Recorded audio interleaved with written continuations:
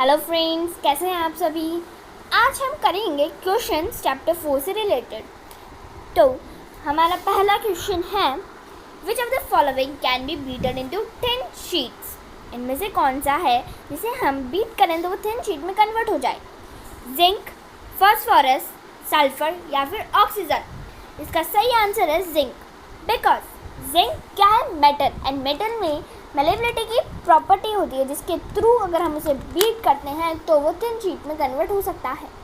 ये उसमें प्रॉपर्टी होती है मेटल्स में, इसलिए जिंक क्या है, मेटल। जिंक क्या है, मेटल, तो उसे हम बीट करेंगे तो थिन शीट में कन्वर्ट हो जाएगा।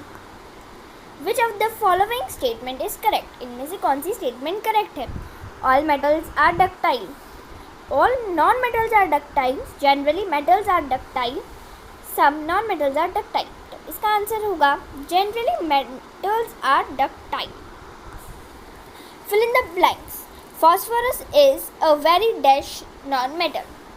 phosphorus जो है वो कैसा non-metal है, very reactive, बहुत ज़्यादा reactive non-metal होता है। metals are dash conductor of heat and dash। Metals जो होते हैं वो कैसे कंडक्टर होते हैं, गुड, ऑफ हीट एंड किसके, हीट की और किसके, इलेक्ट्रिसिटी के। Iron is dash reactive than copper. Iron ज़्यादा रिएक्टिव होता है कॉपर से। Metals react with acids to produce.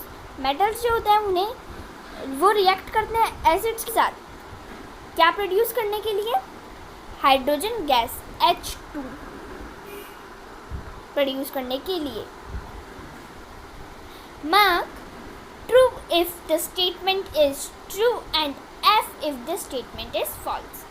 Generally non metals react with acids. क्या जो नॉन मेटल्स हैं वो रिएक्ट करते हैं एसिड्स के साथ ज़्यादातर, false. Sodium is a very reactive metal.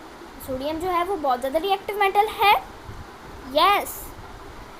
Copper displaces zinc from zinc sulphate solution. क्या कॉपर जो है वो डिस्प्लेस कर सकता है जिंक सल्फेट सॉल्यूशन में से, नहीं, false. Coal can be drawn into wires. Coal को हम वायर्स में कन्वर्ट कर सकते हैं, फॉल्स, बिकॉज अगर हम अब जो हमारा नेक्स्ट क्वेश्चन है वो है, some properties are listed in the following table. Distinguish between metals and non-metals on the basis of these properties। ये जो हमारी टेबल है इसमें कुछ प्रॉपर्टीज़ लिखी हुई हैं, हमें उसके अकॉर्डिंग बताना है कि जो मेटल्स और नॉन मेटल्स होते हैं उनमें के बीच में क्या डिफरेंसेस हैं इन प्रॉपर्टीज़ के अकॉर्डिंग। तो जो हमारी पहली प्रॉपर्टी है वो है अपीयरेंस। इसमें जो मेटल होते हैं वो लस्टरस होते हैं और लेकिन जो नॉन मेटल्स हैं वो डल से दिखाई देते हैं, होते हैं। हार्डनेस, जो मेटल्स होंगे वो hard, non metal soft. Malleability, have and doesn't have. Malleability की जो प्रॉपर्टी होती है वो मेटल्स में होती है लेकिन नॉन मेटल्स में नहीं होती। डक्टाइल, मेटल्स में होती है प्रॉपर्टी लेकिन नॉन मेटल्स में नहीं होती। हीट कंडक्शन, मेटल्स में मेटल्स के गुड कंडक्टर होते हैं लेकिन नॉन मेटल्स में bad conductor. Conduction of electricity, metals में गुड लेकिन नॉन मेटल्स में bad conductor of electricity. Give reasons for the following. इन सब क्वेश्चंस के लिए आपको रीज़न बताने हैं, ऐसा क्यों है, ऐसा क्यों होता है।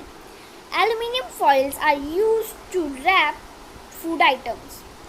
एल्यूमिनियम के जो फॉइल्स होते हैं वो कैसे यूज़ आते हैं, रैप करने के लिए फूड आइटम्स को, ऐसा क्यों होता है, इसका रीज़न देना है। Metals have a property of malleability, so aluminium is also a metal and have a property of malleability, that's why aluminium foils are used for wrapping food. Metals जो होते हैं उनमें कौन सी प्रॉपर्टी होती है, मेलेबिलिटी की। सो जो एल्यूमिनियम है वो भी एक मेटल है, इसलिए उनमें भी ये मेलेबिलिटी की प्रॉपर्टी होती है, इसलिए वो यूज़ आते हैं फूड की रैपिंग के लिए भी। Immersion rods for heating liquids are made up of metallic substance. जो इमर्शन रॉड्स जो होती हैं वो लिक्विड को हीट करने के लिए यूज़ आती है और वो किससे बनी हुई थी? मेटेलिक सब्सटेंस से। Because it is a metal and they are a good conductor of electricity. जो मेटल्स है, इमर्शन रॉड्स किससे बनी हुई? मेटल से, तो मेटल हो गया। इसलिए वो जो मेटल्स होते हैं वो क्या होते हैं? गुड कंडक्टर होते हैं इलेक्ट्रिसिटी के। Copper displace zinc from its salt solution. Copper जो है वो डिस्प्लेस करता है, क्या डिस्प्लेस करेगा? कैनॉट डिस्प्लेस, सॉरी, वो डिस्प्लेस नहीं करता जिंक को उसके सॉल्ट सॉल्यूशन में। ऐसा क्यों? क्योंकि copper cannot displace zinc from its salt solution because zinc is more reactive than copper. ऐसा इसलिए होता है कि जब हमने पढ़ा था कि डिस्प्लेसमेंट रिएक्शन का मतलब ये होता है कि एक लेस रिएक्टिव मेटल जो है वो उससे मोर रिएक्टिव मेटल को डिस्प्लेस नहीं कर सकता है, लेकिन जो मोर रिएक्टिव मेटल है वो लेस रिएक्टिव मेटल को डिस्प्लेस कर सकते हैं। तो जो कॉपर है वो किससे? जिंक से कम रिएक्टिव होता है, इसलिए वो उसे डिस्प्लेस नहीं कर सकता। Sodium and potassium are stored in kerosene. Sodium और पोटेशियम को केरोसिन में स्टोर करके रखा जाता है। ऐसा क्यों? Because they are reactive with air and if they will comes in contact with air they will catch fire. जो सोडियम और पोटेशियम होते हैं उन्हें स्टोर करके रखा जाता है केरोसिन में, क्योंकि वो बहुत ज़्यादा रिएक्टिव होते हैं एयर के साथ, और अगर वो एयर के कांटेक्ट में आ गए तो उनमें आग लग सकती है।